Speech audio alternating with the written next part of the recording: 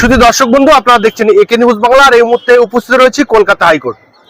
সকাল 12:15 থেকে এই কলকাতা হাইকোর্টে দাঁড়িয়ে রয়েছি, কারণ আপনারা জানেন যে মুর্শিদাবাদে হুমায়ুন কবিরের বাবরি মসজিদ যাতে না করতে পারে সেই নিয়ে হাওড়ার এক ব্যক্তি যার নাম কুনান রাজা, তিনি আবার মামলা করেছেন। সেই মামলার কিন্তু আজকের শুনানি ছিল, আইটেম নম্বর ছিল 50।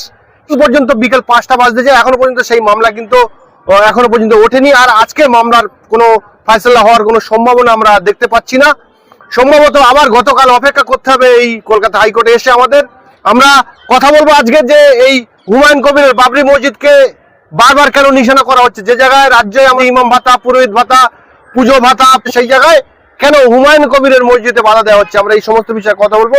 আমাদের সঙ্গে রয়েছেন কলকাতা হাইকোর্টের বিশিষ্ট অ্যাডভোকেট শেখ বাবুলাল। প্রথমত যে মামলাটা হয়েছিল বাবরি মসজিদের শিলান্যাস নিয়ে, ভিত্তি প্রস্তুত নিয়ে, সেই মামলাটা বাবরি মসজিদটা যাতে কোনো রকমভাবে রূপ না পায়, যাতে কোনো রকমভাবে ভিত্তি প্রতিষ্ঠা না হতে পারে, সেই জন্য একজন ব্যক্তি, একজন চিকিৎসক, একজন ডক্টর, উনি মামলা করেছিলেন। সেই মামলাতে কলকাতা হাইকোর্ট অর্ডার দিয়েছিলেন হুমায়ুনের পক্ষে, এবং বাবরি মসজিদে কোনো রকমভাবে কোনো বাধা তৈরি করেননি বা কোনো রকম কোনো হস্তক্ষেপ করেননি আদালত। প্রধান বিচারপতির বেঞ্চ, ডিভিশন বেঞ্চ কোনো রকম কোনো হস্তক্ষেপ করেননি। রাজ্য সরকারকে আইন শৃঙ্খলা রক্ষা করার জন্য দায়িত্ব দিয়েছিলেন, এবং সেই মতো 6 তারিখে 6 ডিসেম্বর সেটা মোটামুটি ঘোষিত এবং পূর্ব নির্ধারিত হুমায়ুন কবিরের যে কর্মসূচি ছিল সেটা সফল হয়েছে। ইতিমধ্যেই গতকালকে কলকাতা হাইকোর্টে আরেকটা মামলা হয়েছে, একজন ব্যক্তি মামলা করেছেন। আমি সেই মামলাকারীর নাম বলছি না, কারণ ওটা আমার নীতিগতভাবে আইনজীবী হিসেবে এটা মনে করি না তার নামটা প্রকাশ করা। একজন ব্যক্তি মামলা করেছেন, মামলাকারী, যে ওটাকে আবারও সেটাকে আটকে দেওয়ার জন্য, বা যাতে ওটা কোনো রকমভাবে আগামী দিনে ওই যে বাবরি মসজিদটা তৈরি হচ্ছে ওটা যাতে কোনো রকমভাবে বাবরি মসজিদে যাতে রূপ না পায়, এই জন্য মামলা হয়েছে। সেই মামলাতে হুমায়ুনের পক্ষে একাধিক আইনজীবীরা আছেন, আবার এর ওই মামলাকারীর পক্ষেও একাধিক আইনজীবীরা আছেন। আমি অ্যাডভোকেট শেখ বাবুলাল, আমি কোনো পক্ষেতেই নেই আইনজীবী হিসেবে।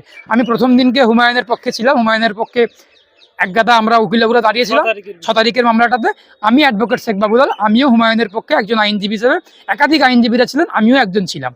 কিন্তু এই মামলাতে আমি হুমায়ুনের পক্ষেতেও নেই, আমি হুমায়ুনের বিপক্ষেতেও নেই। কিন্তু মামলাটার খবরটা শুনতে পেয়েছি, জানতে পেরেছি, যেহেতু আইনজীবী হাইকোর্টে ওকালতি করি, খবর পেয়েছি, জানতে পেরেছি যে একটা মামলা হয়েছে। সেই মামলা আগামী দিনে শুনানি আছে, শুনানির দিনটা আমার ঠিক জানা নেই। আমি না জেনে কোনো অসত্য কথা বলবো না, আমি কোনো বিভ্রান্তিকর কথা, মন করা কথা ফুলিয়ে বলে দেবো একটা মানুষের কাছে ভালো হওয়ার জন্য, এটা করব না। আমি জানি না মামলাটা যে কবে কি শুনানির দিন দিয়েছে, কিন্তু একটা মামলা হয়েছে। আগামী দিনে মামলার মতো করে ডিভিশন বেঞ্চই, প্রধান বিচারপতি ডিভিশন বেঞ্চই হবে। যদি আমি কোনো রকম আপডেট পাই আপনাদেরকে নিশ্চয়ই এটা সম্পর্কে অবগত করব। আমি অন্য কোনো বিভ্রান্তিকর কোনো কথা, অসত্য কথা বলবো না। এই বাবরি নিয়ে এত বিতর্ক হচ্ছে কেন? এটা শান্তিভাবে তো হচ্ছে বিষয়। দেখুন, বাবরি নিয়ে এত অশান্তি, এত আলোড়ন, এত আলোচনা, এত কিছু হওয়ার কথা ছিল না। এটা আমি আগেও তোমাদেরকে বা আপনাদেরকে জানিয়েছি, এটা হওয়া উচিত ছিল না। কিন্তু এখন তো আপনারা বা তোমরা তো খুব পরিষ্কার বুঝতে পারছো, একটা পশ্চিমবঙ্গের মাটিতে যে কোনো জিনিস নিয়ে, বিশেষ করে ধর্মীয় ইস্যুগুলোকে নিয়ে, মসজিদ হোক, মন্দির হোক, হিন্দু হোক, মুসলিম হোক, ঈদ হোক, দুর্গাপুজো হোক, এগুলোকে নিয়ে চরম পর্যায়ের রাজনীতি হচ্ছে। এটা তো আমরা সকলেই বুঝতে পারছি। আমরা যারা শিক্ষিত, আমরা যারা অর্ধশিক্ষিত, আমরা যারা নিম্ন শিক্ষিত, যারা মধ্যশিক্ষিত, আমরা প্রত্যেকেই বুঝতে পারছি যে পশ্চিমবঙ্গের মাটিতে যে কোনো জিনিস নিয়ে অত্যন্ত রাজনীতি করার চেষ্টা করছেন, এবং সেটাতে তৃণমূল কংগ্রেস, বিজেপি, একাধিক রাজনৈতিক দল সরাসরিভাবে তার সঙ্গে যুক্ত আছে। তার কারণ তারা রাজনৈতিক ফায়দা নিতে চান। হিন্দু মুসলিম করে, মসজিদ মন্দির করে, আবার নতুন করে বাবরি মসজিদটা নিয়ে একটা রাজনৈতিক আলোড়ন তৈরি হয়েছে। 26-এর নির্বাচন পর্যন্ত, 2026-এর বিধানসভা নির্বাচন পর্যন্ত এই ধারাটা অব্যাহত থাকবে। তার কারণ ওই সমস্ত রাজনৈতিক ব্যক্তিত্বরা, রাজনৈতিক ব্যক্তিরা খুব ভালো করেই বুঝে গেছেন যে পশ্চিমবঙ্গের মানুষের আবেগটাকে কাজে লাগাতে গেলে, বাঙালির আবেগকে আঘাত করতে গেলে ধর্মটাকেই একমাত্র হাতিয়ার করা উচিত। সেই জন্য কিছু শ্রেণীর মানুষ, এক শ্রেণীর রাজনীতিবিদেরা এটাকেই হাতিয়ার করছেন। কিন্তু আপনারা বা তোমরা যেহেতু ফিল্ডে গিয়ে কাজ করো, তোমরা দেখেছো যে মানুষের কিন্তু মূল যে দাবি, মৌলিক যে দাবি, এই যে পশ্চিমবঙ্গের 30% মুসলমান সম্প্রদায়ভুক্ত মানুষ আছেন, তোমরা যদি খবর নিয়ে দেখো না, 29% মানুষও কিন্তু শুধুমাত্র মসজিদের পক্ষে নেই। আমরা মুসলমানরা তো মসজিদের বিরুদ্ধে যাব না কখনোই, হিন্দুরা তো কখনো মন্দিরের বিরুদ্ধে যাবেন না। তার কারণ আমরা যারা মুসলিম সম্প্রদায়ভুক্ত মানুষ, যারা হিন্দু সম্প্রদায়ভুক্ত মানুষ, তারা তো কখনোই মন্দিরের বিরুদ্ধে যাবেন না, যাওয়াটা উচিত নয়। আমরা যারা মুসলিম সম্প্রদায়ভুক্ত মানুষ, আমরা তো মসজিদের বিরুদ্ধে যাব না। যারা নাস্তিক, তারা মসজিদ মন্দিরের বিরুদ্ধে যাবেন, এটা স্বাভাবিক। কিন্তু এই জিনিসটাকে আমরা যেমন মসজিদের বিরুদ্ধে যাব না, হিন্দুরা যেমন মন্দিরের বিরুদ্ধে যাবে না, তার মানে কিন্তু এই নয় যে আমরা মসজিদ মন্দির করেই টিকে থাকবো। আমাদের দাবি, আমাদেরকে কাজ দিতে হবে, আমাদেরকে শিক্ষা দিতে হবে, স্কুল কলেজ ইউনিভার্সিটিতে পর্যাপ্ত শিক্ষক অধ্যাপক নিয়োগ করতে হবে। এই দাবিগুলোকে কি অগ্রাহ্য করে, এই দাবিগুলোকে উপেক্ষা করে আমরা কি আমাদের মসজিদের দাবিতে সোচ্চার হচ্ছি না। একটা মসজিদ তৈরি হচ্ছে, আমরা প্রত্যেকেই খুশি। একটা মন্দির তৈরি হলে হিন্দুরা প্রত্যেকেই খুশি হবে, খুশি হওয়াটা অত্যন্ত স্বাভাবিক। হুমায়ুন কবির উনি নিজে একজন রাজনীতিবিদ, উনি এক দীর্ঘদিনের কংগ্রেসের এমএলএ ছিলেন, পরবর্তীকালে তৃণমূলের এমএলএ, বিজেপির এমপি ভোটে নির্বাচনে প্রতিদ্বন্দ্বিতা করেছেন। সুতরাং উনি একজন রাজনীতিবিদ, উনি ওনার মতো করে একটা মানে পাশা সাজানোর চেষ্টা করছেন, উনি ওনার মতো করে খুঁটি সাজিয়ে একটা প্রস্তাব, একটা প্রপোজাল দেওয়ার চেষ্টা করছেন, উনি ঘোষণা করছেন। উনি ঘোষণা করতেই পারেন রাজনৈতিক নেতা হিসেবে বা ব্যক্তিত্ব হিসেবে, কিন্তু মানুষ কতটা ওনাকে গিলবেন, কতটা মানুষ ওনার প্রস্তাবকে সমর্থন করবেন, কতটা ওনাকে মানুষের কাছে ওনার গ্রহণযোগ্যতা তৈরি হবে।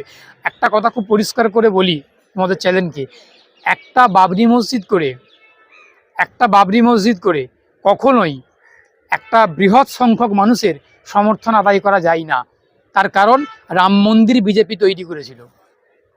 রাম মন্দির তৈরি করার পর যেই ভারতবর্ষের 80 কোটি হিন্দু সম্প্রদায়ভুক্ত মানুষের আবেগ ছিল রাম মন্দিরের প্রতি, সেই অযোধ্যা লোকসভা কেন্দ্রেই বিজেপি গোহারণ হেরেছে কংগ্রেসের প্রার্থীর কাছে।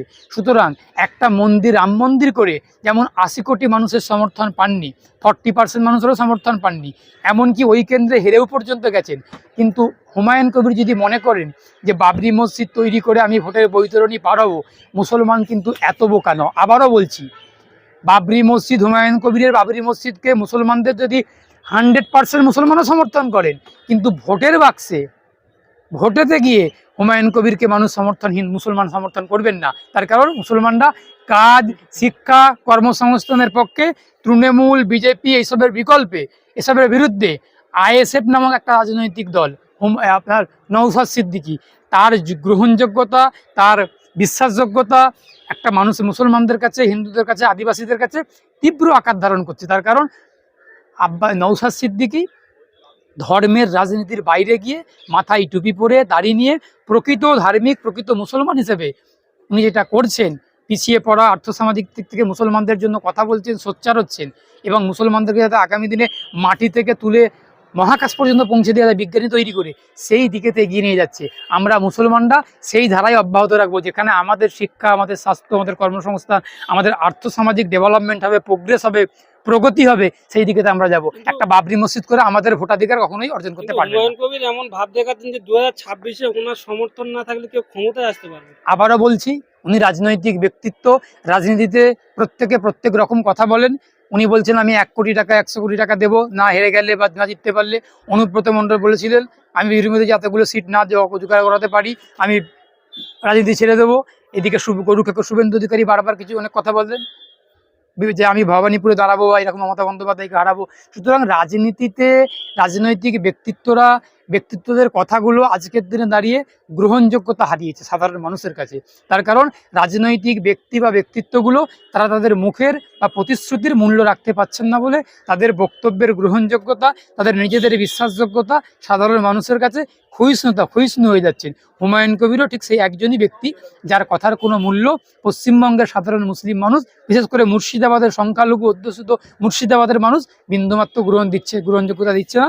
বাবরি মসজিদকে সমর্থন করছে, হুমায়ুন কবিরের বাবরি মসজিদকে সমর্থন করবেনও, কিন্তু হুমায়ুন কবিরের যে রাজনীতি, নোংরা রাজনীতি, এটাকে সমর্থন করবেন না। তার কারণ তৃণমূলের গর্ভে হুমায়ুনের জন্ম, তৃণমূলকে ফায়দা পাইয়ে দেওয়ার জন্য হুমায়ুনের কৌশল, এই কৌশলে সাধারণ মানুষ, মুসলমান মানুষরা অন্তত ফাঁদে পা দেবে না। মানুষ বিজেপি এবং তৃণমূলের বিকল্প নওশাদ সিদ্দিকীকে, বামকে, কংগ্রেসকে একটা সংযুক্ত মোর্চাকে বেছে নেবে 26-এর নির্বাচনে। শুভেন্দু যখন হিন্দু করছে, হুমায়ুন কবির দেখছি মুসলমান করছে, তাহলে 26 এটাই তো রাজনীতির ওদের অস্ত্র। বিজেপি এবং তৃণমূল বা হুমায়ুন নতুন করে জন্ম নিয়েছে, ওদের রাজনৈতিক অস্ত্র, রাজনীতির হাতিয়ারই হচ্ছে ধর্ম। জাতীয় ক্ষেত্রে বিজেপির কাছে হাতিয়ার পাকিস্তান, বাংলাদেশ, ইন্ডিয়া। জাতীয় ক্ষেত্রে বিজেপির কাছে হাতিয়ার, যতদিন পর্যন্ত হাতিয়ার ছিল রাম মন্দির, বাবরি মসজিদ, সেই বাবরি মসজিদ, রাম মন্দিরটা বাংলার রাজনীতিতে একটা হাতিয়ার করার চেষ্টা করছেন। আর বাংলার ক্ষেত্রে হিন্দু মুসলমান, মন্দির মসজিদ, পাকিস্তান ইন্ডিয়া, এই সমস্তগুলো করে বিজেপি যেমন উগ্র জাতীয়তাবাদীকে কাজে লাগানোর চেষ্টা করে, আমরা যারা ভারতীয়, ভারতের প্রতি আমাদের প্রেম, আমাদের ভালোবাসা, আমাদের আবেগ আছে, থাকবে, চিরকাল থাকবে। সেই আমাদের ভারতীয়দের যে একটা জাতীয়তাবাদ, এই জাতীয়তাবাদী আবেগকে বিজেপি কাজে লাগানোর জন্য বারংবার চেষ্টা করেছেন। তৃণমূল কংগ্রেস আর বিজেপি মিলেমিশে হিন্দু মুসলিম, মন্দির মসজিদ, পাকিস্তান ভারত, এই সমস্তগুলো করে মানুষের মানসিকতার পরিবর্তন ঘটানোর চেষ্টা করছেন। কিন্তু মানুষ তো অত বোকা নন। আজকে 2025 সাল, 2026 সালে গিয়ে নির্বাচন অনুষ্ঠিত হবে, সুতরাং মানুষ অত বোকা থাকবেন না। বিজেপি এবং তৃণমূল বা হুমায়ুন নতুন করে জন্ম নিয়ে যেটা করছেন, ধর্ম ধর্ম ধর্ম, দেখবেন 26-এর নির্বাচনে ধর্মের ঊর্ধ্বে উঠে মানুষ হিন্দু মুসলিম শিখ খ্রিস্টান একসঙ্গে মিলেমিশে হাতে হাত ধরে তৃণমূলের খাবে, বিজেপির খাবে, ভোট বাক্সে গিয়ে দেখবেন অন্যরকম রায় প্রতিফলিত হবে। এটা কিন্তু মিলিয়ে নেবেন আপনারা। আমার অনুমান, আমার ধারণা, আমি কোনো রাজনৈতিক ব্যক্তিত্ব নই, আমি কথা দিচ্ছি না, আমার অনুমান যে বিজেপির খাবে, তৃণমূলের খাবে, কিন্তু ভোট বাক্সে গিয়ে ভোট দেবে তৃণমূল, বিজেপি, হুমায়ুনের বিকল্প হিসেবে যারা মানুষের কথা ভাবছেন, যারা কাজ কর্ম, শিক্ষা, খাদ্য, স্বাস্থ্যের কথা ভাবছেন, তাদেরকে নির্বাচনে নির্বাচিত করবেন। তার মধ্যে উল্লেখযোগ্য আইএসএফ রাজনৈতিক দলটা, তার মধ্যে নওশাদ সিদ্দিকী। আমার অনুমান, আমার ধারণা।